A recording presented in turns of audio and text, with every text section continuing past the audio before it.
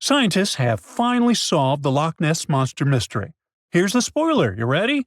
It's not a real monster. It's probably a dinosaur that survived through the ages, or just a bunch of debris floating on the water. Thanks to many findings on the Loch Ness creature, we have proof of another story to tell you. It was 1933 when a man named George Spicer and his wife were driving along the shores of Loch Ness. That's when they saw something massive with a long neck moving across the road. It looked like a creature straight out of the prehistoric era, a dinosaur-like beast unlike anything they'd ever seen. That was the moment that Loch Ness Monster theories started spreading around like wildfire. One of the most famous Loch Ness Monster sightings came just a year later, in 1934, when a man took a photograph that became the most well-known image of Nessie. That's the nickname she was given. She? Anyways, the photo, known as the surgeon's photograph, showed a long-necked creature rising out of the water, and for years it convinced people that the monster was real. But years later, the truth came out. One of the men who helped take the photo confessed it was all a hoax. The photo had been staged after all. When the photo was published, it had been significantly cropped. This made the animal in the picture look much bigger than in real life, fueling the theories that the Loch Ness Monster did in fact exist. In the 1960s, one of the first big scientific attempts to investigate the mystery of the Loch Ness Monster happened. A research team took sonar equipment to the lake and spent hours scanning the waters in search of evidence of large creatures. What they found was puzzling. They recorded several objects moving deep in the loch, or lake, with no clear explanation as to what it was. Though the team didn't manage to capture anything definitive, this sighting helped fuel the belief that there was indeed something massive living in Loch Ness. After that, research about the mystery of the Loch Ness Monster kept popping up. In 1972, with the help of underwater photography, some researchers managed to capture strange images, which got people's hopes up for a minute. But the truth is, this early research about the Loch Ness Monster was far from conclusive. Now, of course, not everyone bought into the mystical, magical theories about the Loch Ness Monster. Theory 1, from a professor of zoology at Oxford University, has made it clear that the monster is a biological impossibility. Hey, my pediatrician said that about me, too. Meanwhile, he says that no skeletal remains have ever been found in the region. Plus, no fishermen have ever caught anything resembling the creature in their fishing nets. For him, this works as proof that it simply can't be real. When it comes to the famous photos of the Loch Ness Monster as evidence, well, that's pretty simple. The professor offers a more down-to-earth explanation. He argues that these images are either showing floating debris or birds, like cormorants, which have long necks and often appear to be low in the water. When people refute his suggestion, he takes us back to human psychology and explains that people often make mistakes and misjudge the size of things, especially when they just caught a glimpse of it, and even more so when they are hoping to see something specific. Now, many of those alleged photos depict an animal with a long neck and a small head, which has led some to believe that what they're seeing is a plesiosaur, a giant marine reptile that lived 215 million years ago and disappeared with the dinosaurs. The idea of a plesiosaur surviving all these years is a theory that's been around since the first sightings of the creature. But this researcher isn't buying it. He explains that no plesiosaur fossils have been found in the region dating to anything later than 66 million years ago. The idea of a prehistoric creature still lurking in the waters of Loch Ness just doesn't hold up scientifically. Then there's theory number 2, from a British naturalist who has spent over 50 years investigating the Loch Ness Monster phenomenon. His conclusion is a little less dramatic. He believes that most people who report sightings of long-necked creatures are misidentifying other animals. He suggests people think they are seeing a sea serpent. Reports of sightings from the Loch Ness Monster have been around since the 6th century CE, long before they were distilling Scotch whiskey or other explanations. Early reports of these sea serpents describe large creatures with long snake-like bodies and multiple humps. Some say the creatures were as big as boats, and many swore they saw something swimming in the waters. Many of these early sea serpent sightings may have been misunderstandings or exaggerations of normal animals in the loch, like large fish or even swimming birds. They could have been large eels, which are known to live in Loch Ness. These eels, especially when they're moving, might have given the impression of a long, undulating creature in the water. People who saw these eels from a distance, particularly in low light or misty conditions, might have mistaken them for something much more mysterious. Theory number 3 says something else. Nessie is just a series of standing waves. These happen when two boat wakes move in opposite directions, creating a big hump in the water that could look like a creature from a distance. Loch Ness enthusiasts even showed how it works, with footage from Fort Augustus, where a river meets Loch Ness. These enthusiasts had big plans to use drones with infrared cameras and special underwater microphones to search the loch. Now, Loch Ness is massive, stretching around 23 miles long and more than 700 feet deep. So, they thought they needed drones and infrared cameras to put an end to this discussion. But despite everything, they haven't found Nessie. But it's not only the Loch Ness Monster that lacks scientific explanation.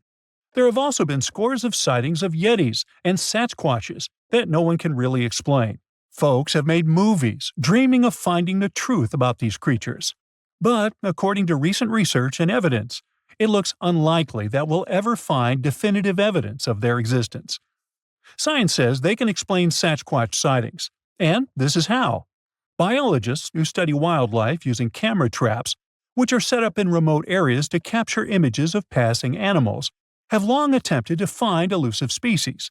These cameras detect movement and snap pictures, providing invaluable data on the biodiversity of different ecosystems.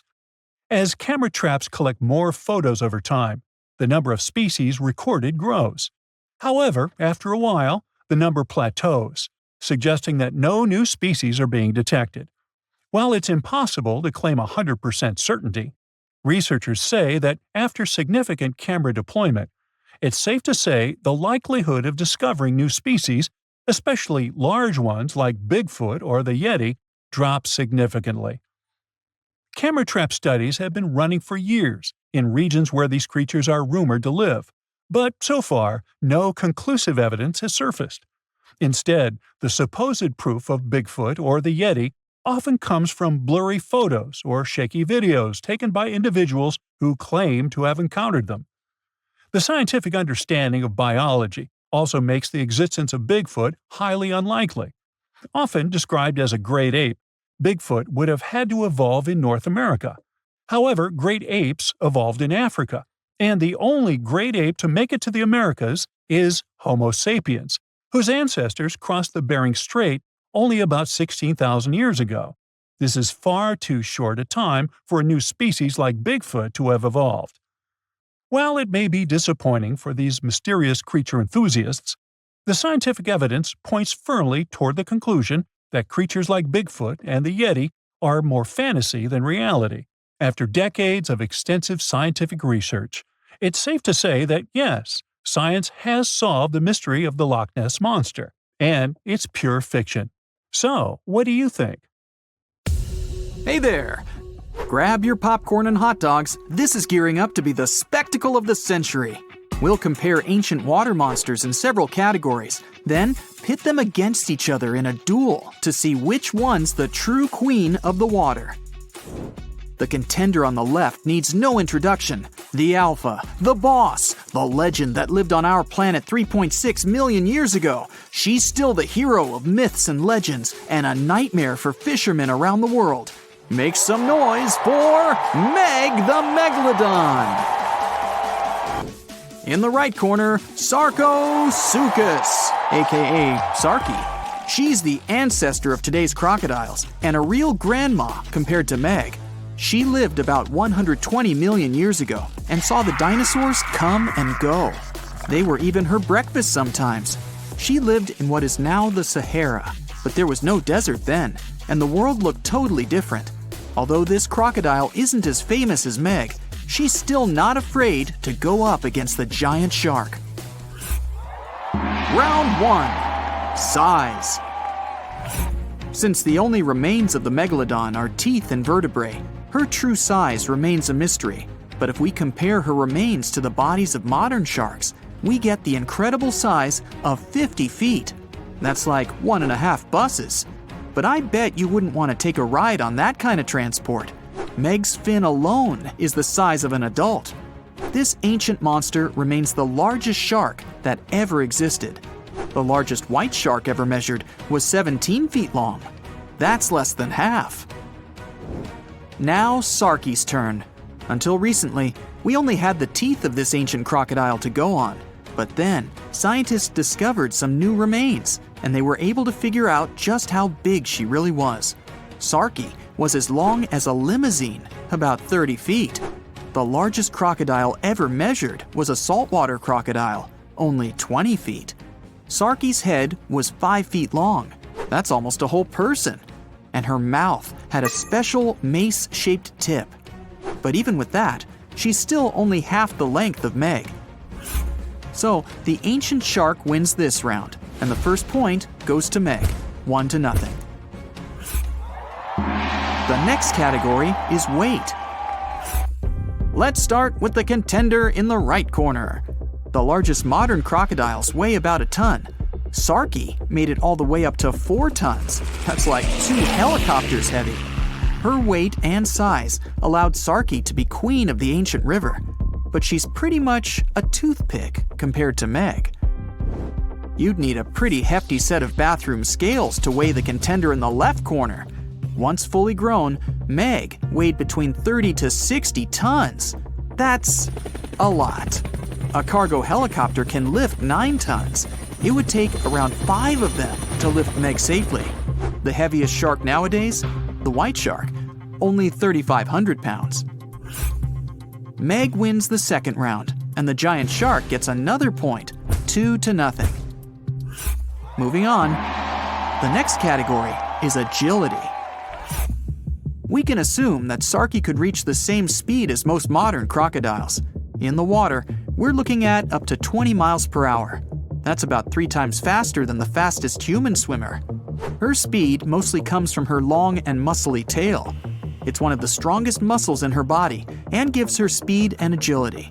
But Sarki wasn't limited to the water world. She liked to move around on land too. Like the big modern crocodiles, she could probably run at speeds up to 20 miles per hour. This allowed her to go after other animals, not just fish. She definitely had a soft spot for large lizards and even small dinosaurs. So what about Meg? It's hard to move such a massive muscle machine. Her maximum speed was around 10 miles per hour. That allowed her to catch up with whales and smaller fish. She felt pretty good about herself. But 10 miles per hour is not really that fast. Modern white sharks can reach 35 miles per hour. That's 3 times faster than Meg.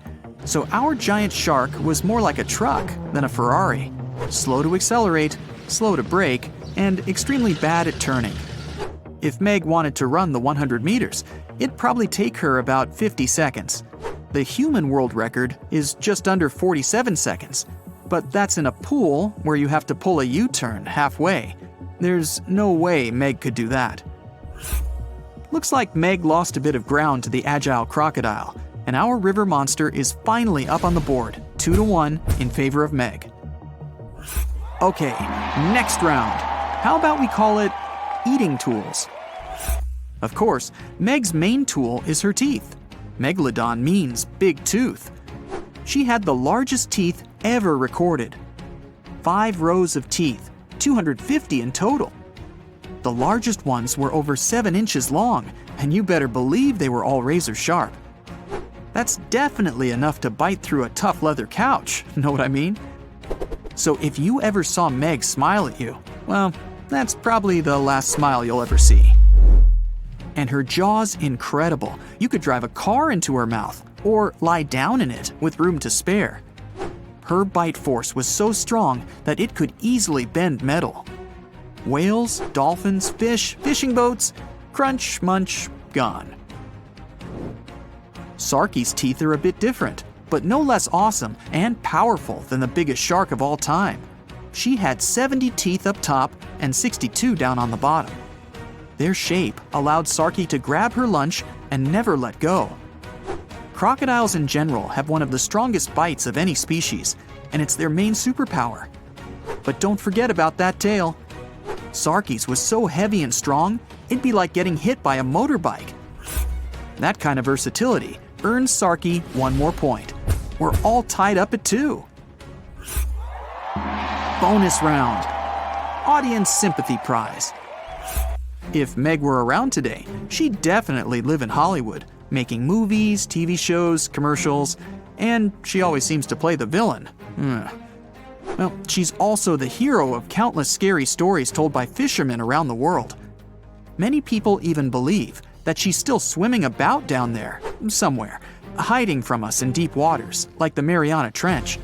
But Meg needs a lot of food to feed such a large body. She'd have to keep coming up to the surface to find enough to eat. So much for that myth. And Sarki? She's more of an indie artist, not really the Hollywood type. But like all crocodiles, she puts fear into anyone who lives near a river. Crocodiles love that late-night snack, so a lot of people are even afraid to leave their homes after sunset. And locals sometimes find crocodiles in their backyards. Imagine seeing Sarki laid out on your brand new deck. Let's give Sarki this round, and she's taken the lead, 3-2. Okay, the final round is all about that X factor, combat skills. Meg still holds the crown for the most dangerous you'd ever come across in open water. And it's mostly thanks to her intelligence and strategy. We can figure out Meg's tactics by looking at other animals from that time. Many ancient whale bones have scratches from Meg's teeth. It seems like she knew where the weakest points of various animals were located, so she knew where to nibble at first. She seemed to enjoy a little fin appetizer before each meal. Sometimes she'd give them a nudge first. They weren't swimming away after that kind of impact. Then it's main course time. Sarki may seem weaker, but she's full of surprises. She's fast and agile, so she could easily catch up with even the fastest mammals that had come to get a little drink of river water. And when she bites, she never lets go. But scientists say Sarki probably couldn't do all those awesome wrestling moves that today's crocodiles love to do. She couldn't roll around, holding her lunch in her teeth. The structure of her head simply didn't allow her to do that. But even so, she pretty much always came out on top. Not too many crocodiles go hungry. Sarki had a good round, but we have to give this one to Meg. She's just too awesome. And we're all tied up again, 3-3.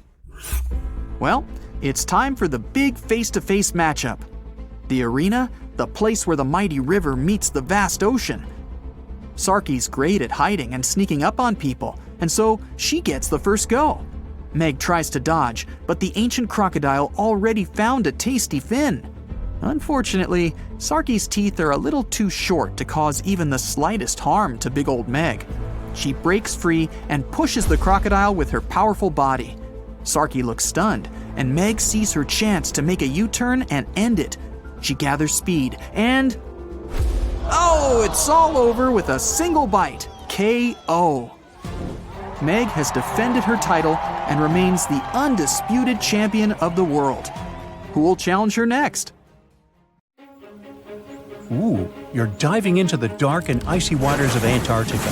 The airy blue darkness is enveloping you, reminiscent of the vast expanse of open space. In these depths, where you least expect to encounter any living creature, you suddenly hear a loud, strange sound. A quacking noise, as if a giant duck was hidden in the deep.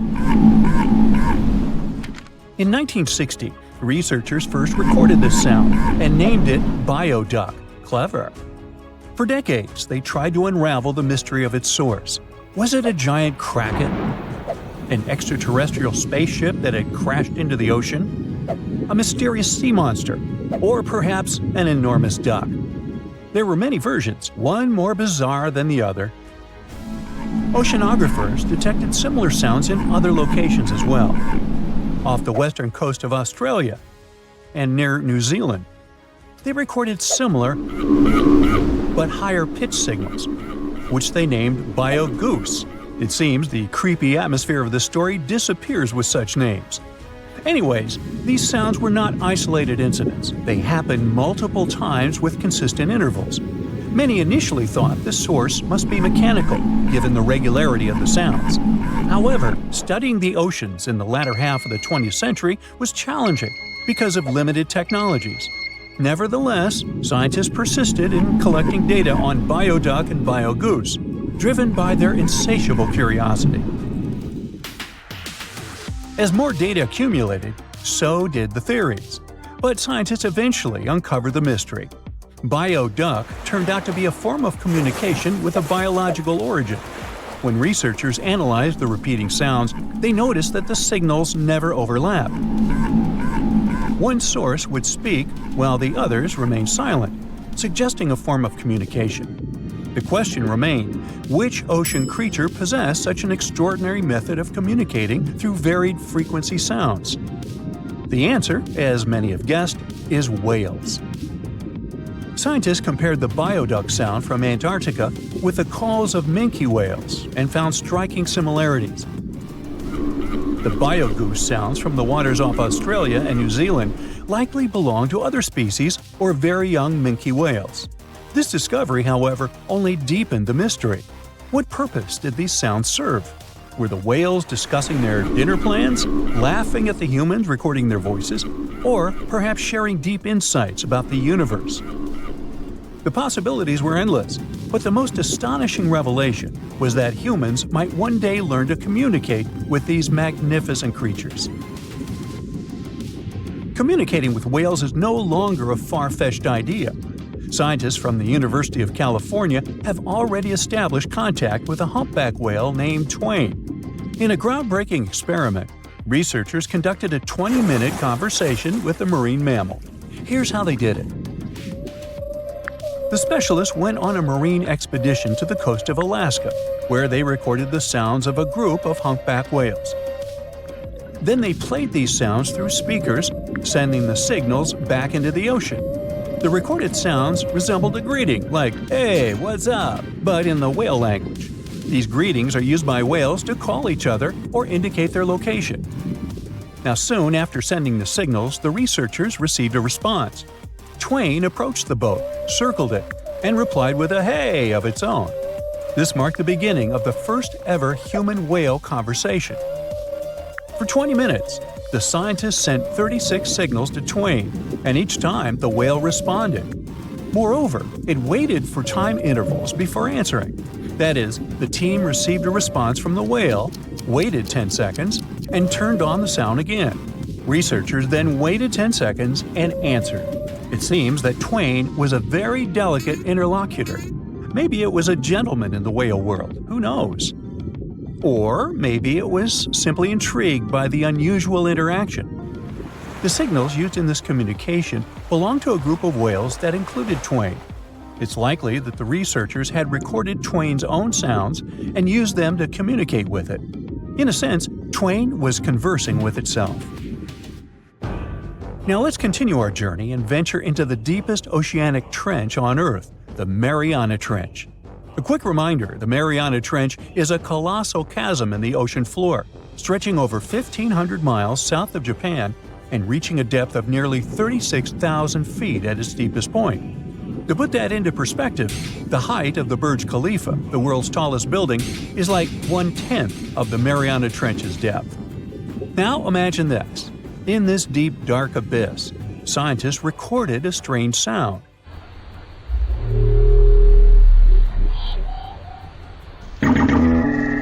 Unlike bioduck, this sound resembled something from a science fiction movie, a low rumble,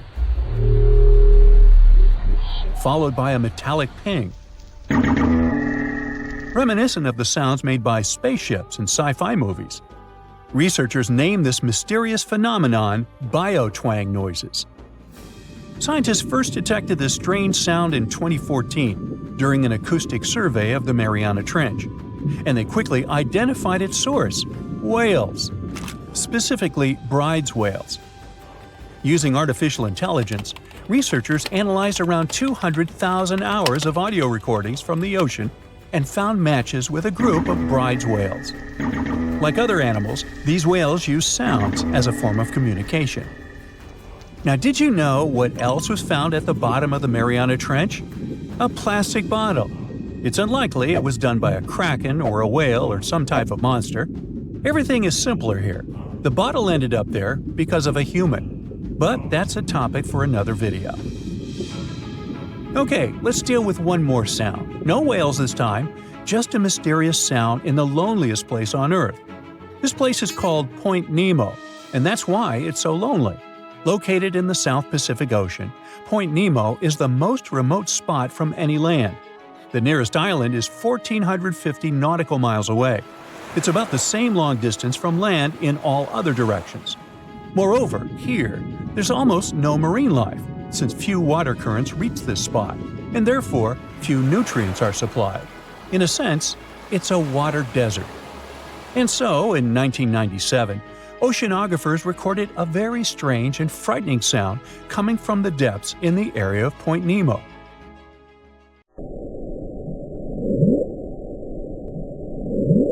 It was something gigantic and scary. People called it the bloop. As soon as journalists found out about this phenomenon, people around the world began to invent the most fantastic versions. The most popular of them was that the sound source was a giant sea monster, kraken, or some other creature.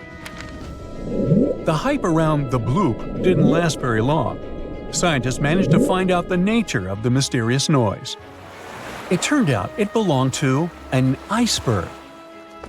When they crack and collapse, they create powerful ultra-low frequency sounds that can be heard from a very long distance. To confirm this version, scientists recorded the sounds of other icebergs and heard something similar to the bloop. Oh, by the way, Point Nemo is so lonely that space agencies drop out-of-service satellites here. Space objects just fall in the water. There's a 99% chance that no animal or human will be harmed by falling debris in this lonely place. That's why many people call it the satellite cemetery. But what if, someday, a spaceship from another planet falls here? What if it has already fallen in Point Nemo and sometimes emits an emergency signal that breaks through the ocean? Ooh. All the mysteries you have heard have already been solved. How about we end this video with a mystery that still baffles scientists? Meet upsweep.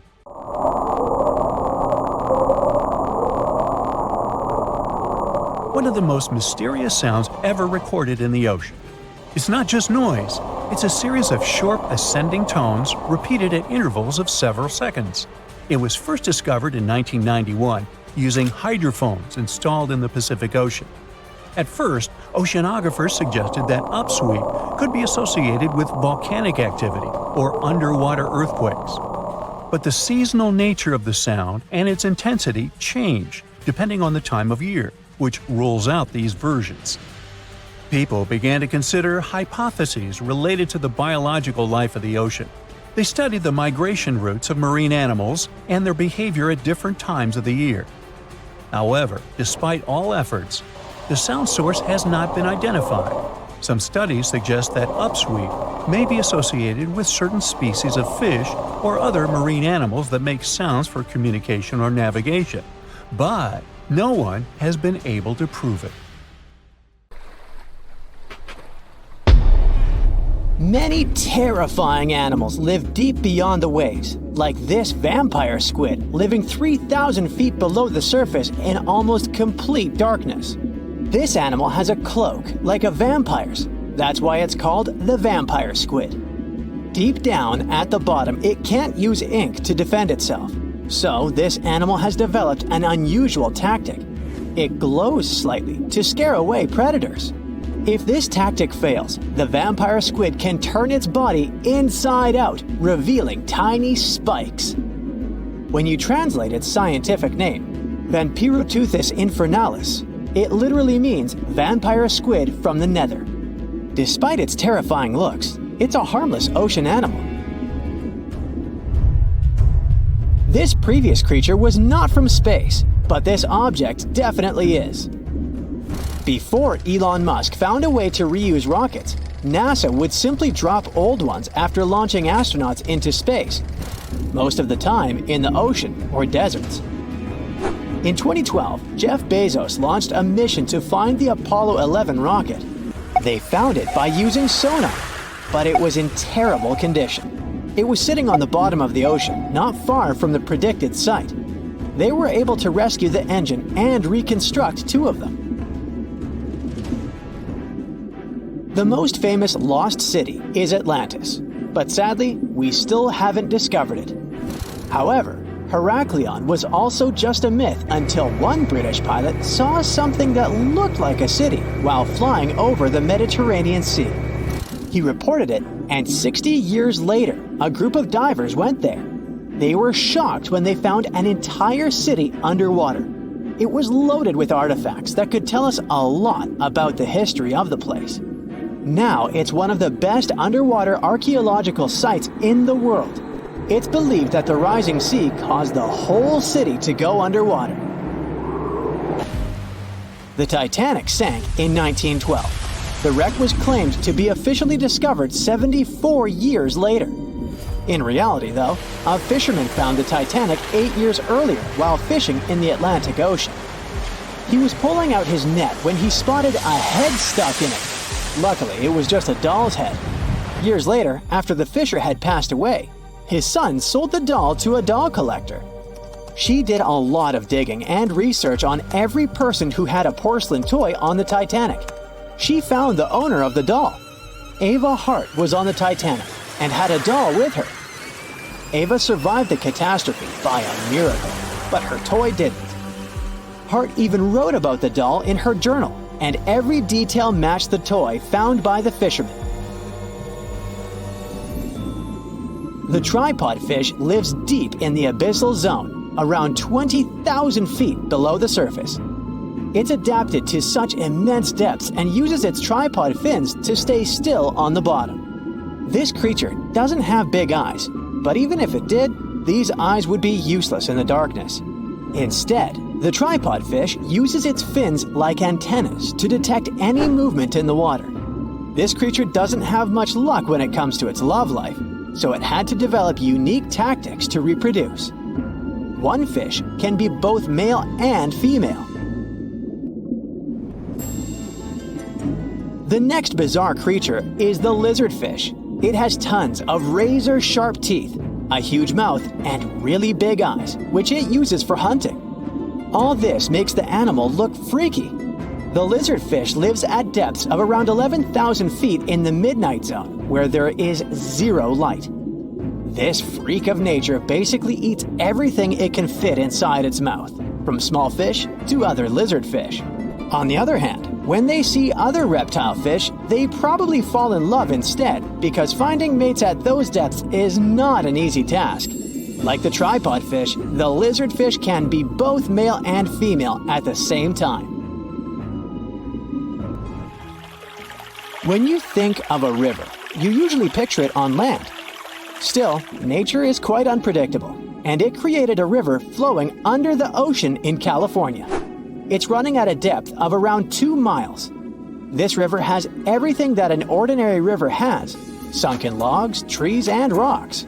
And despite its uniqueness, it's not the only one in the world. There are also others in the Amazon and Greenland. A terrifying creature was discovered near Angola's coast by a remote operating vehicle. It looks like it doesn't have a head or a body. It was sitting at a depth of around 4,350 feet below the surface. After doing research, scientists concluded it wasn't anything from a sci-fi movie. It was just a cluster of siphonophores stuck together. In 2015, some random guy was diving in Caesarea, and something shiny caught his eye. He reached out, grabbed it, and realized it was a gold coin. After that, he examined the bottom and found out that there were many more. He reported the incident to the local authorities, and they concluded that he had found Arabic treasure. The coins were made of solid 24-karat gold and were a few thousand years old, but due to the perfect salinity and temperature, they looked brand new. The coins belonged to a ship carrying cargo. It was caught up in a storm and unfortunately sank. One of the weirdest things ever discovered was found in the Baltic Sea. It's an anomaly that looks as if it was created by a different civilization. It was discovered by Swedish researchers, and they basically had no idea what it was. They had to ask tons of other scientists for their opinions. When you look at this formation from above, it's 200 feet long and looks exactly like a fallen spaceship. It's hard to believe that it's a natural formation, but spoiler alert, it's totally made by nature because the Baltic Sea has gone through many erosions throughout history. Most likely, the bizarre formation is the result of these processes. A group of divers in Madagascar were shocked when they found this 7-foot monstrosity of a knife on the seafloor. The speculation started immediately, and many said that the knife was from some giants that had fought megalodons and lived on Earth thousands and thousands of years ago. That could make a nice story, but the knife is most likely a movie prop that was lost at sea. One of the ocean's most bizarre animals is the frilled shark. It's believed that this fish is the reason for all those sea serpent stories that sea explorers of the past wrote about. These animals live pretty deep in the ocean, but sometimes they can be seen in shallow waters. It's super rare, but possible. The frilled shark has a big mouth sporting around 300 teeth. It also has a long body that looks like a lizard's, and it is truly a unique species of shark. Its prey can be half of its size because this shark's stomach is like that of a snake, and it can swallow huge fish or crustaceans. Spotting a few worms in your garden is no big deal, but after seeing a 26-foot long one in the ocean, you will make your wetsuit a little wetter. This worm is super rare, and it's completely harmless to humans. It's actually not a giant worm.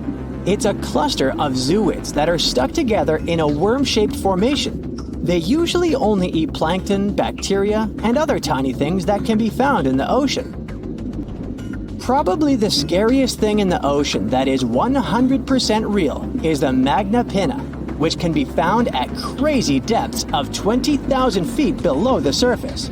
This monster looks like an underwater Slender Man, but it's just a squid with really long tentacles that can reach a terrifying size of 8 feet. This guy has only been seen a few times, and basically, we don't know much about this creature so far.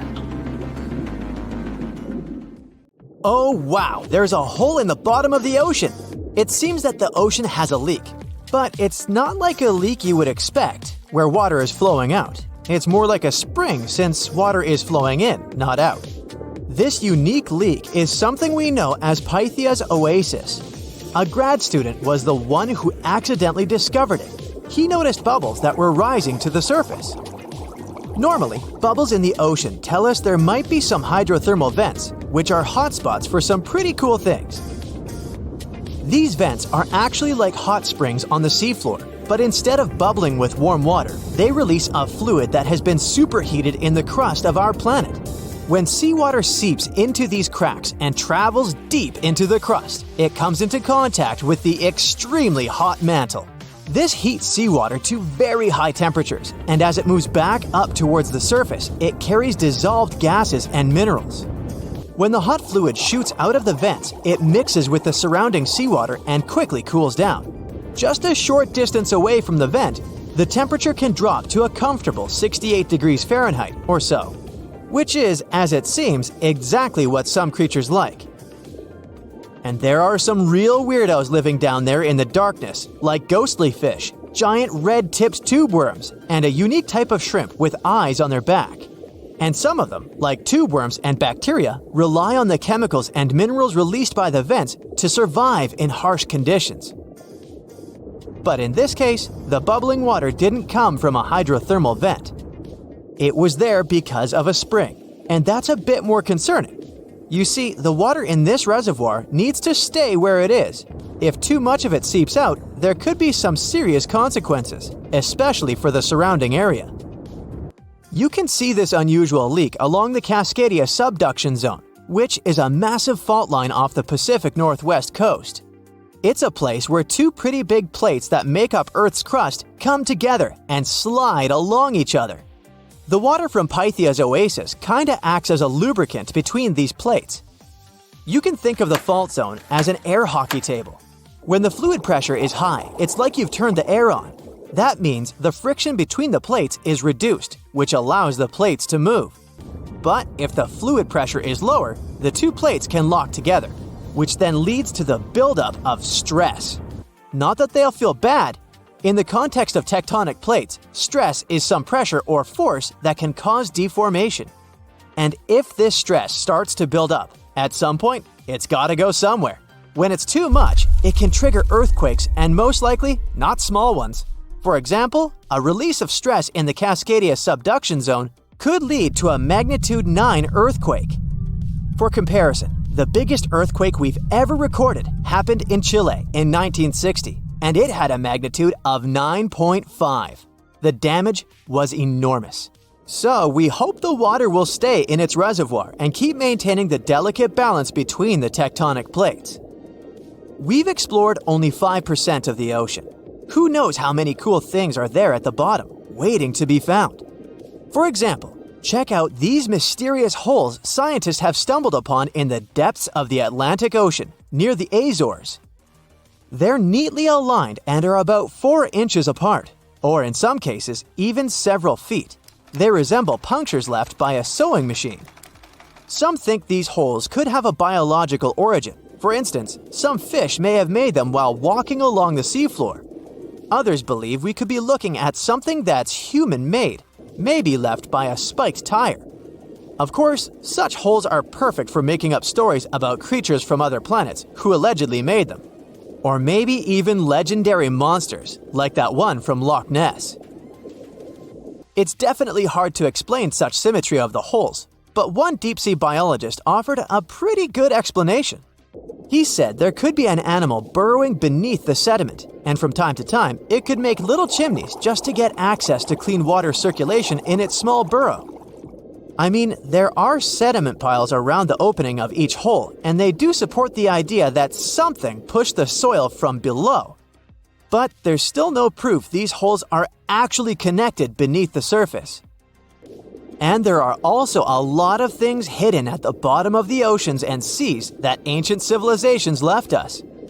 For instance, archaeologists made a really cool discovery off the southern coast of Croatia, a road hidden under layers of sea mud that's 7,000 years old. They found the ancient road at the sunken Neolithic site of Solin.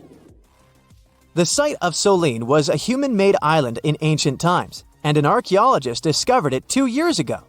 He was studying satellite images of the area around Korčula, one of the beautiful Croatian islands. When he realized there could be something interesting at the bottom of the sea, he dove into the water with his colleague. And under the surface of the Adriatic Sea, which is part of the Mediterranean Sea, at a depth of 13 to 16 feet, they found stone walls that were most likely part of some ancient settlement. The landmass where people built the settlement was separated from the main island by a narrow stretch of land. Luckily, this area is protected from big waves by the surrounding islands, so the site remained relatively well preserved. It's now hidden beneath the surface of the sea and covered in mud. But it's so exciting to imagine how people walked on that road nearly 7,000 years ago, visiting nearby settlements. If you want to see the weirdest creatures, you can always head to the bottom of the sea. Actually, scientists have determined there could be more than 30 potentially new species at the bottom of the Pacific Ocean. They've collected them using their remote-controlled vehicle. That's a big step because until recently, they could only study such creatures through photographs. I'm talking about segmented worms, different types of coral, some invertebrates similar to centipedes, and many others. But there are also many old freaky creatures that we already know about that look like they came from sci-fi movies. Red octopus, blobfish. Okay, this one kinda looks normal until you raise it to the surface. The goblin shark, Sloane's viperfish, zombie worms. Ugh. Yeah, I hear ya. Let's move on. The seafloor hides things from space too. there are traces of rare forms of plutonium and iron at the bottom of the Pacific Ocean. And what's awesome is that all this has come from space. These radioactive materials probably formed during some kind of cataclysmic event in space and eventually made their way out to our beautiful home planet. And this extraterrestrial debris most likely appeared on Earth within the past 10 million years. After it fell to the Pacific Ocean and settled at a depth of almost a mile, it became part of all those layers of rock down there. Plutonium is especially exciting for scientists. I mean, only tiny amounts of it have been found, hundreds of atoms maybe. But it's still remarkable because these atoms are created by exploding stars. Things like this can help us better understand how the universe produces elements heavier than iron, like plutonium, gold, uranium, and platinum. We're still not sure about the origins of these elements. For a long time, scientists believed that supernovae, which is when a star comes to its end in a fabulous explosion, were responsible for creating these heavy elements. But it seems it's not just that. Some other cosmic events, such as the collision of neutron stars, which are super dense collapsed stars, or some rare types of supernovae, could also be involved. Whoa, let me get my popcorn. 70% of the surface of our planet is covered with water. Seas and oceans hide not only diverse inhabitants, but also traces of humanity. Thousands of sunken ships contain pieces of our centuries-old history. Let's look into these depths of the sea and find out what secrets they hide. So, imagine you dive into the seabed and find there, no, it's not the wreckage of a pirate ship of the 16th century. We've seen it many times in many documentary shows and read about it in books, and it's not attractive now. So, you dive into the ocean floor and find a huge porcelain tableware store. And it's not just porcelain that you can buy in the store, but more than 500-year-old dishes.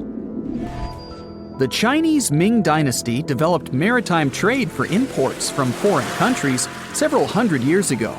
One ship didn't survive a sea storm and sank somewhere on the northwestern slope of the South China Sea. There, scuba divers discovered a sunken ship with valuable cargo on board. Thousands of porcelain cups, plates, and jugs with beautiful painted patterns lay among algae and sea sand. Experts counted all the items and claimed the ship carried about 100,000 items, but not all of them ended up in the cargo hold. Valuable items were scattered over hundreds of thousands of square feet. A similar case occurred in the Mediterranean Sea. One guy was diving off the coast of Israel and accidentally discovered the oldest sunken sea cargo in the eastern Mediterranean. Pieces of marble sculptures and structures lay on the seabed among the wreckage. They were so ancient that they got covered with algae and became part of the underwater landscape. Another unusual find was discovered in the deep water ridge of the Pacific Ocean, north of the Hawaiian Islands, in one of the largest marine reserves in the world. A research vessel sailed along the seabed and discovered a road. Part of the bottom was covered with yellow brick tiles. It was also like the tile used to cover a swimming pool. The researchers conducted an expedition in this unknown place and posted videos online. They went down to a depth of about 1.8 miles and noticed a strange track on the bottom made of yellow bricks. One of the guys jokingly said that it was the road to Atlantis. In fact, the road led nowhere, and it wasn't made by humans. Nature created this unusual landscape. The place with stone tiles was at the bottom of the lake, located at the top of an underwater mountain. Perhaps once upon a time, it was a volcano. Magma heated the surface, and cracks appeared on the ground. The lines of cracks made the solid surface look like a brick road. Okay, how about something more mysterious?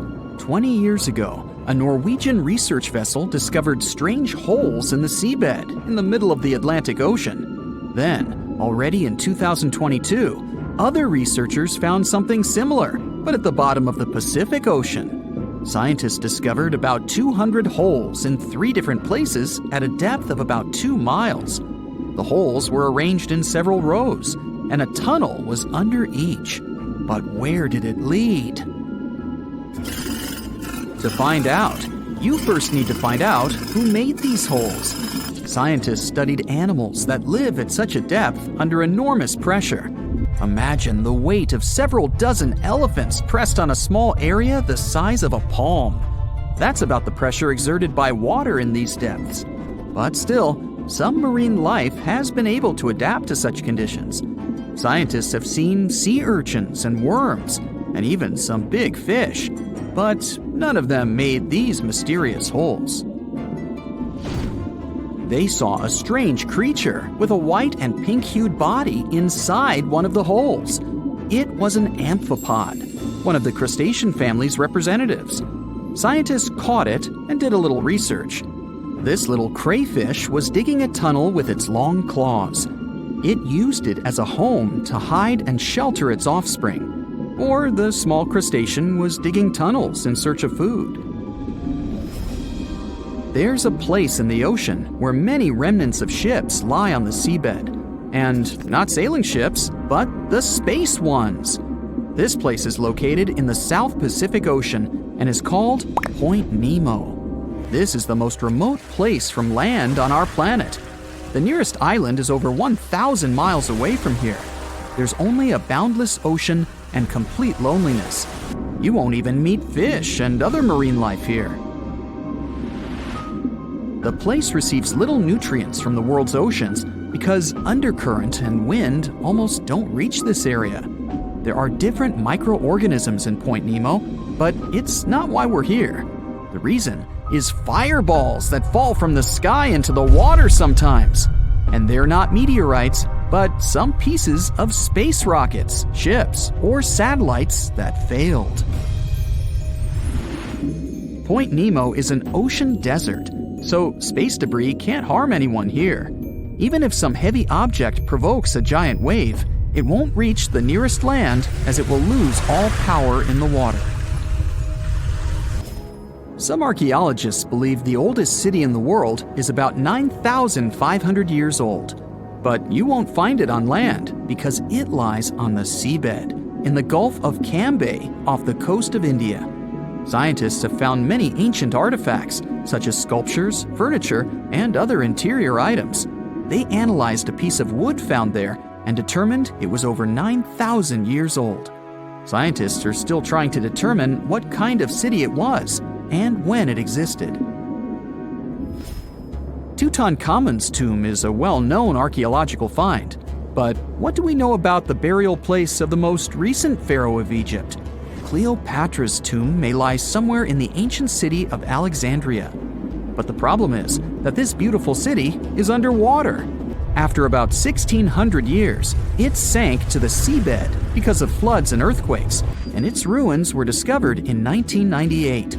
Scientists and builders plan to create underwater tunnels on its territory to turn the city into an underwater museum. You can meet an unusual natural phenomenon, brinicles, in the depths of the Arctic and the southern ocean of Antarctica. It looks like an icicle frozen in water, which attracts marine organisms to itself and freezes them. When salt flows out of cracks on the ocean floor, it freezes, since its density is greater than the density of the surrounding water. Upon contact with fresh water, it turns into liquid ice and freezes. Starfish, hedgehogs, and crustaceans were stuck there as this salt froze them. Famous Stonehenge has a double underwater. At the bottom of Lake Michigan, at a depth of about 40 feet, scientists found several rectangular stones arranged in a circle, just like the famous ancient monument of England.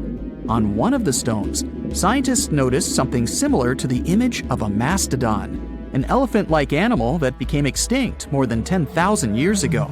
Despite the apparent similarities with Stonehenge, some scientists believe that nature could make this monument. In 2012, scientists found a strange object similar to an extraterrestrial spacecraft on the Baltic Lake floor. This stone object had tunnels and staircases around it. When the photo of the find hit the internet, many newspapers began to write that it was something from another planet. But scientists analyzed the artifact and said there was nothing extraterrestrial in it. It was a natural rock formation, but no one knows how nature could do such a thing. Check it out. This is the deepest and most unexplored part of our planet. It's so deep that if you stick Everest in it, its peak will still be underwater. This is the Mariana Trench. It's located in the western Pacific Ocean, and its maximum known depth is 36,000 feet. And this is you, an average person who burns with interest to understand what is at the bottom. You're tired of watching documentaries about the Mariana Trench, so you decide to check it out yourself. But you have neither a special suit nor a submarine. You only have an air tank and a brick which you tied to your leg. Take a deep breath and dive in. 5 feet underwater. You don't feel anything unusual. This is the depth you might jump into a pool or swim at the beach to see exotic fish. 5 feet doesn't cause any inconvenience and you feel quite comfortable. But the brick pulls you deeper, and soon you find yourself at a depth of 32 feet. Here, you begin to feel the main problem of diving so deep. And no, it's not hungry sharks looking in your direction. It's that kraken! No, not really. The main threat is pressure. On the water surface, you felt 1 atmosphere of pressure. At a depth of 32 feet, this pressure is double. Now, don't worry, you're safe for now, but you may already feel discomfort in the eardrums. This is because the pressure causes the air volume in your body to compress. You'll feel this in your ears, sinuses, and lungs. But these air pockets in your body are flexible enough to withstand even more specific depth. You continue to descend. 65 feet underwater. It's already quite dark here, and the discomfort from the pressure increases. If you're not a trained diver, you begin to feel the pain in your ears. Now your lungs are reduced in volume by 3 times. If the air sacs in your lungs collapse, air bubbles will get into your blood and you may suffer an embolism or stroke. You've reached 100 feet. This is the maximum depth divers go for recreational purposes. You need to be a well-trained and experienced diver, like me, to cope with the pressures 3 times higher than usual. In addition to this, you begin to feel a new symptom, nitrogen narcosis. The air in your body is made up of 78% nitrogen and 21% oxygen. At higher pressure, nitrogen begins to have a toxic effect on your body. You feel a slight dizziness, tunnel vision, memory impairment, and unexplained cheerfulness and excitement. Narcosis can cause visual and auditory hallucinations and make the diver do strange things. For example, dancing. Yes, it might be the most peculiar dance in the world, but narcosis can cause worse consequences. The diver may think he can breathe without equipment and inhale water. To avoid this, divers use gas mixtures with higher oxygen and lower nitrogen content to reach greater depths. You're still committed to the dive and find yourself at a depth of 196 feet. Here, even regular oxygen becomes toxic. That's because you're consuming it at 7 times the pressure of what you're used to. Oxygen intoxication can cause seizures. If there are no professional divers nearby to help, you may be in big trouble. To avoid such intoxications, helium is included in diving gas mixtures. But it's not to make your voice funny. Theoretically, with helium in the tank, a diver can reach a depth of 984 feet. Hey, you've reached 702 feet. This is the world record for free diving. Herbert Niche was able to achieve this depth without special equipment in a single breath.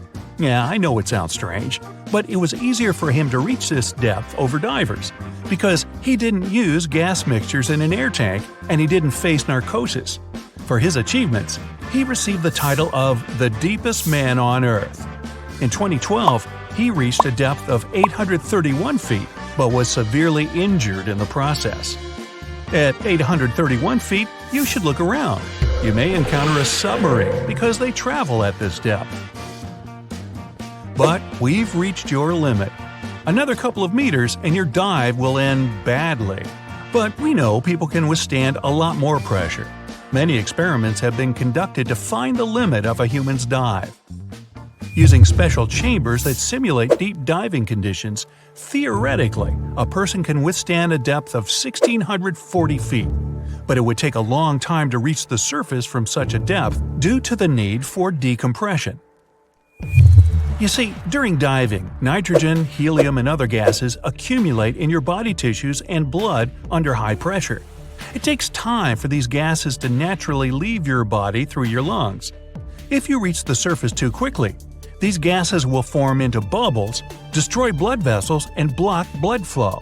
So divers must make stops on the way to the surface to just hang out there and simply breathe away the nitrogen. Better bring a book. Sometimes it's necessary to spend a whole month in a special decompression chamber to avoid traumatic consequences. For safe dives at great depths, you need special equipment. An atmospheric diving suit is used for long, deep-water dives up to 2,296 feet. It's like a mini submarine, which a person can wear. There's no need to worry about decompression sickness or nitrogen narcosis, because the pressure in the suit will equal 1 atmosphere at all depths. Plus, you don't even need to be an experienced diver to use this suit, but it may cause claustrophobia. Alright, so what if you want to go deeper? For this, you will need a submarine. The Triton 6600-2 is a private submarine that can reach 6,600 feet. The only disadvantage of this submarine is its price, $5.5 million. But let's assume that you have that money and you deploy your Triton 6600-2. Can I go along? Great! At its maximum depth, have you reached your destination? Actually, I'm afraid not. You have to overcome a depth 6 times deeper than that. Unfortunately, we can only reach the bottom of the Mariana Trench using drones. So, the human body can withstand enormous pressures. This is because our body is made up of 70% water. How deep can a person actually go before the pressure harms them? For a person, this depth is 22 miles. Our bones break at 24,600 pounds per square inch. This means that the depth at which our skeleton will be crushed is about 22 miles. Yeah, I think your eyeballs will pop well before that. But living organisms exist below this crush depth. The Mariana snailfish lives at a depth of about 26,000 feet. Their bodies are adapted to withstand incredibly high pressure. They chose this habitat because there are few predators and they feel safe. They can reach a length of 11 inches and weigh less than half a pound. Their diet is made up of tiny crustaceans, which crawl on the ocean floor and have lots of frustrations. Ooh, that rhymes. Let's go even deeper. We're close to the bottom of the Mariana Trench. These are cold waters where the sun's rays have never reached. But there is also life in this darkness. We just need to look very closely. Bacteria and yeast live here. This discovery surprised scientists because it was thought no living organism could survive such conditions. These microorganisms probably feed on particles of animal waste and dust that have fallen to the bottom. This discovery opened up new opportunities for scientists and motivated them to explore the depths of the oceans. Now, let's return to the surface. Wow, what a journey! After such an experience, you certainly don't want to dive again without preparation. So, to start out, practice holding your breath underwater in the bathtub. And watch out for kraken. Back in 2018, the biggest active underwater eruption ever happened, at least the one that we could officially record. Scientists followed earthquakes that struck the area in the western Indian Ocean off Madagascar. Between 2018 and 2021, over 11,000 earthquakes struck a small island called Mayan between Madagascar and Mozambique. The strongest one had a magnitude of 5.9. Until then, this area had been pretty peaceful. There had only been 2 earthquakes recorded over 50 years. Along with regular earthquakes, there were also some unusual seismic hums, like earthquakes at pretty low frequencies, forming deep underground. People couldn't feel those hums at the surface, but researchers around the world discovered them and realized they were related to volcanic activity no one actually noticed coming. Something strange happened. That underwater eruption created a giant skyscraper-sized volcano. This new underwater volcano turned out to be around 1.5 times the height of One World Trade Center in New York, and almost 10 times bigger than the Statue of Liberty. The area where it appeared had been explored in 2014, but it was almost flat, peaceful, and empty back then. Now, there is an actual volcano nearly 8,500 feet below sea level. The volcano gets its magma from a super profound reservoir located nearly 34 miles underground. It's the deepest reservoir of volcanic magma that we know about. The Earth has layers, and the middle one is kinda chunky. It's very much like peanut caramel filling many chocolates have. Research shows there are probably hunks of oceanic crust deep inside the Earth's liquid mantle. They're stuck there, creating large lumps in something that was supposed to be a smooth layer. Our planet has a rigid outer layer. It includes a hot upper mantle and cracked crust. The hot mantle moves and churns all the time, making the crust at the surface move too. This way, the oceanic crust dives into the depths and makes huge magma plumes go up toward the planet's surface. Scientists even found an ancient piece of the Pacific Ocean hundreds of miles underneath China. Those are the old remains of the Pacific seabed from long ago, and they were pulled downward below Earth's surface into the mantle transition zone. This rocky slab that used to be at the bottom of the ocean is made of the crust and some solid parts of the upper mantle. Most of the volcanic activity on our planet happens where we don't even see it, under the surface of the ocean. About 70% of all volcanic activity happens in the oceans, and mostly in the area of the South Pacific, with over 1,100 volcanoes squeezed into that area. Coastal cliffs, mountain changes, soils, and sediments that line valleys. These are only a small portion of the rocks on our planet. Oceans hide so much more deep down below the Earth's surface. In between the Earth's surface and its core is the mantle. It's a warm, thick layer of rock that moves and flows constantly. Some hundreds of miles below, there's a place where diamonds grow. As they form, they go through high temperatures and pressure, after which they eventually freeze. That way, when they arrive at the surface, scientists can explore their structure, find out how they formed, and understand better what's going on in the depths of our planet. Thanks to diamonds, they realized the mantle was very wet, and it possibly contained much more water than all the oceans on Earth. Our planet is eating up its own oceans. As its tectonic plates move, dive, and go beneath one another, they drag huge amounts of water into the Earth's interior. The water beneath the surface of our planet can help with developing magma and lubricate faults, which actually makes earthquakes more likely to happen. Water is actually stored in the minerals. It gets incorporated into the planet's crust when new oceanic plates form. They go through the process of bending and cracking as they grind under other plates, and huge amounts of water then go deep into the crust and mantle. Scientists research an area that's 18 miles under the surface. They realize these zones pull 3 billion teragrams, which is more than 2 billion pounds. Any ocean is like a whole new world. There are incredible sceneries below the surface, magnificent waterfalls, lakes, and rivers. There are thick layers of salt beneath the seafloor, and rivers and lakes form because seawater goes through those layers and dissolves them, creating something that resembles pools. The dissolved salt makes the surrounding water denser. That water then settles there, which eventually forms underwater lakes or rivers. But there are also mountain chains, trenches, canyons. There's a canyon in the Bering Sea with more than 8,500 feet of vertical relief. This makes the Grand Canyon look way smaller than it is, since the underwater canyon is nearly 2,500 feet deeper. Deep parts of the ocean are really cold. The temperature of the water can be about 40 degrees. But at the bottom, water can get boiling hot. There are hydrothermal vents in the seafloor. Those are the hot springs located at the edges of tectonic plates. The water they release can reach a temperature of up to 750 degrees Fahrenheit. But the pressure at such depths is very intense. So intense, no human being can handle it. Still, it's the pressure that keeps the water from boiling. Ocean depth is on average 2.3 miles. Light waves can still enter at 3,280 feet, even though it's in a very small amount. So all the mysteries hidden below that point remain in total darkness. The actual illuminated part of the ocean goes until 600 feet. Even though the sun gives us light, most of our planet is dark all the time.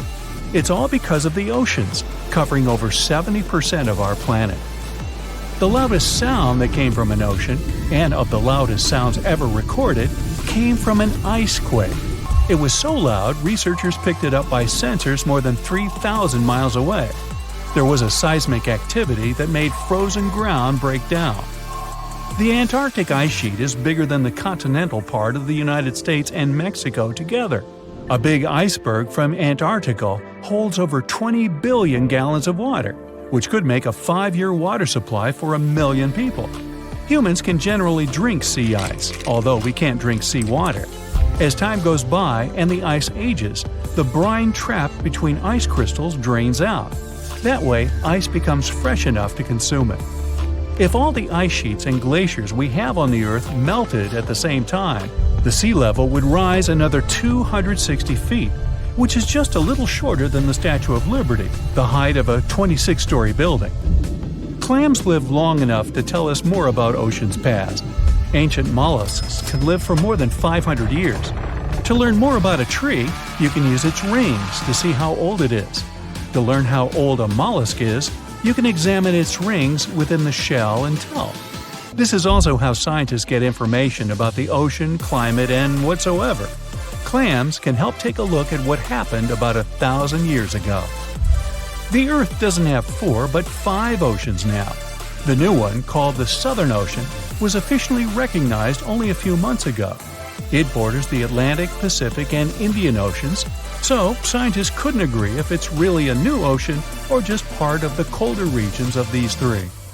We don't only divide oceans on maps. Each has different conditions for unique marine species.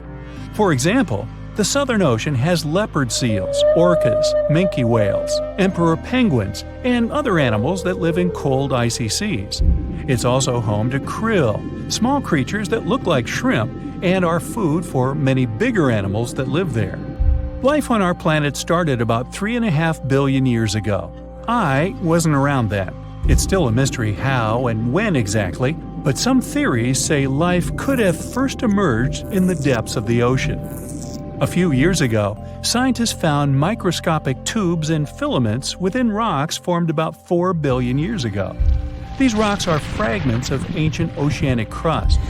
Also, these tiny tubes and filaments are similar to microbes that can still be found on hydrothermal vents in deep parts of the ocean. The idea is these living cells found conditions to stay alive in tiny rocky pores inside the chimneys of those vents, and started the amazing adventure of the evolution of life on our planet. Tonight, the biggest and fiercest shark in history will face the Blue, a mysterious creature from the ocean depths. The fight takes place far out at sea, so people are not in danger. But if Megalodon loses, the life of all mankind may be at risk. But first, let's get to know our opponents better. Megalodon was an ancient marine predator, a giant shark feared by all aquatic life for millions of years. Megalodon had no competitors in the oceans. It was at the top of the food chain. Current sea inhabitants don't even realize how lucky they are, because this monster went extinct about 3 million years ago. Although people can't know for sure if it's really gone. The ocean is only 5% explored. It's possible that somewhere in the depths, Megalodon still terrifies all the fish. And today, the colossal shark will fight against a worthy opponent, the Blue. Technically, that's just the name of the sound that oceanographers recorded in 1997. The creature that made it could be called a sea monster, a kraken, a beast from the deep. No one knows how it looks, but we can guess its size.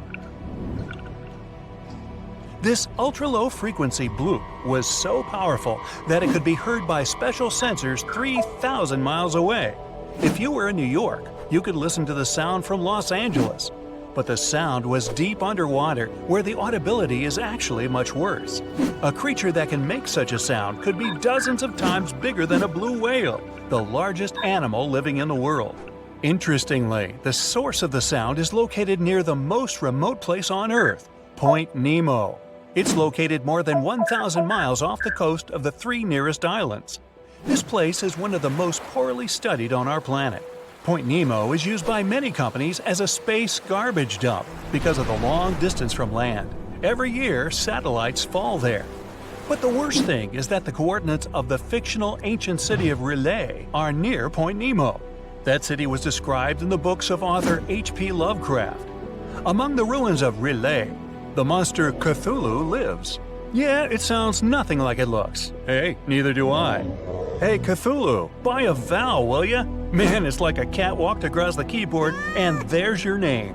This is an entirely fictional creature, but many people think it could be the source of the bloop. The chances of the Megalodon winning are small because Cthulhu is a demigod.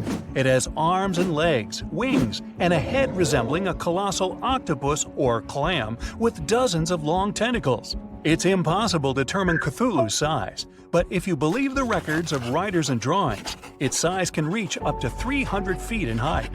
The Megalodon is 5 times smaller at about 60 feet, or slightly less than one subway car. Ooh, a nice lunch for a monster shark.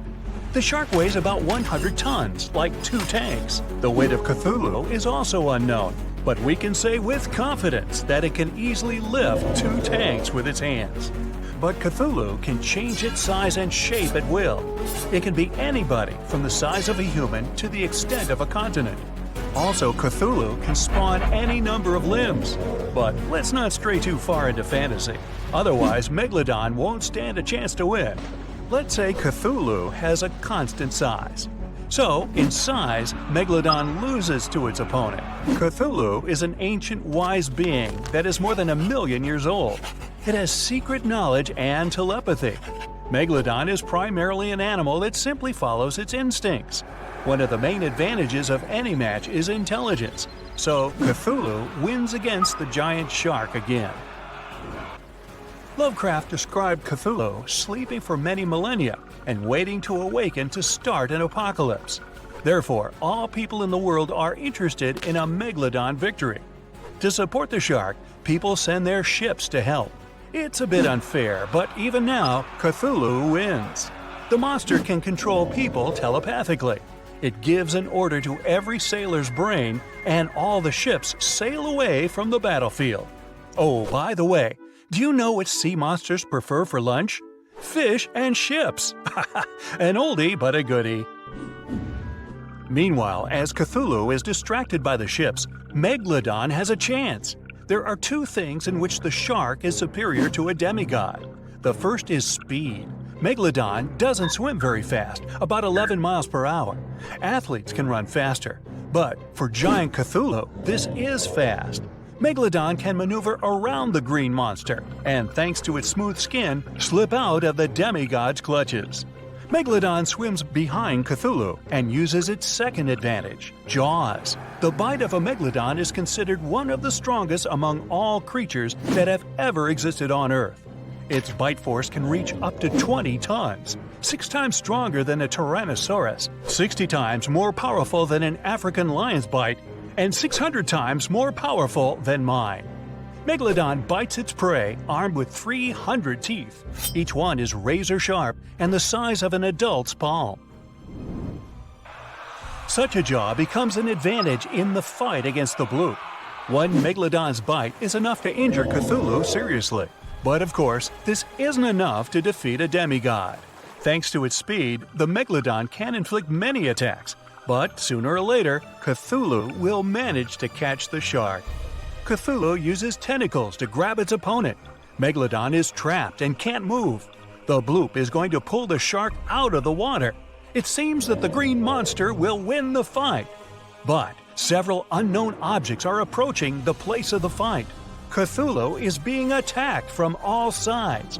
The green monster is unique, it's one of a kind, but the megalodon has offspring. Many sharks from all over the ocean swim to help their relatives. Now the sides are equal. Cthulhu again uses telepathy to summon people to help. Hundreds of ships sail to the fight location. It orders them to open fire on the enemies. Dozens of sharks quickly swim around Cthulhu. It's impossible to hit them and not injure the green monster. Cthulhu loses by its own mistake. It cancels the telepathic order and decides to deal with the shark squad alone. Cthulhu uses its tentacles to catch each shark one by one. But the sharks work great as a team. Once one shark is captured, the others bite the tentacle and help it escape. All Cthulhu attacks fail. It needs time to think of a new strategy. But where to retreat when there are a lot of enemies everywhere? To go back to the ancient city is to admit defeat. Cthulhu has an idea. It opens its wings and makes a single wave that, like a blast, throws all the sharks aside. The monster floats to the surface. Another wave and tsunami forms in the ocean. Cthulhu rises to the air. Black clouds accumulate, thunder rumbles, lightning strikes everywhere, and a downpour begins. Cthulhu is in the sky directly over a group of megalodons. It has taken a short break. And now the green monster is ready for another attack. A shrill whistle sounds above Cthulhu. A satellite's falling, cutting through the storm clouds. Then another one. Cthulhu is not prepared for an attack of space debris. It dives into the water and retreats once more into the ruins of the ancient city. Megalodon wins with the last of its strength. Fortunately, such a fight will never happen. Megalodon went extinct millions of years ago. There is 0.01% chance that this shark species is still alive. This is excellent news for Megalodon fans, though. You can find a million-year-old tooth of this creature in places all over the world where people gather to hunt this artifact. Professionals and tourists sell found teeth for a lot of money or keep them as a souvenir. As for the bloop, you can play the recording on the internet and learn that this is not Cthulhu or some kind of sea monster. The National Oceanic and Atmospheric Administration, NOAA, confirmed that the bloop is actually the sound of ice. When large icebergs crack and collapse, they generate powerful ultra-low frequency sounds. There are many records of famous ice earthquakes that had similarities to the bloop.